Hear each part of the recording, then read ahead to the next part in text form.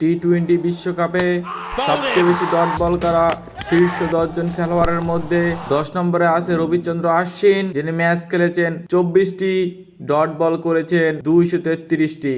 9 নম্বরে আছেন আদিল রশিদ, তিনি ম্যাচ খেলেছেন 30টি, ডট বল করেছেন 34টি। 8 নম্বরে আছেন ডেল স্টেন, যিনি ম্যাচ খেলেছেন 23টি, ডট বল করেছেন 237টি। 7 নম্বরে আছেন মোহাম্মদ আমির, যিনি ম্যাচ খেলেছেন 21টি, ডট বল করেছেন 238টি। 6 নম্বরে আছেন লাসিথ মালিঙ্গা, যিনি ম্যাচ খেলেছেন 31টি, ডট বল করেছেন 240টি। 5 নম্বরে আছেন বাংলাদেশের তাসকিন আহমেদ, যিনি ম্যাচ খেলেছেন 21টি, ডট বল করেছেন 255টি। 4 নম্বরে আছেন টিম সাউদি, যিনি ম্যাচ খেলেছেন 25টি, ডট বল করেছেন 258টি। 3 নম্বরে আছেন মিচেল স্টার্ক, যিনি ম্যাচ খেলেছেন 25টি, ডট বল করেছেন 262টি। 2 নম্বরে আছেন শাহিদ আফ্রিদি, যিনি ম্যাচ খেলেছেন 34টি এবং ডট বল করেছেন 306টি।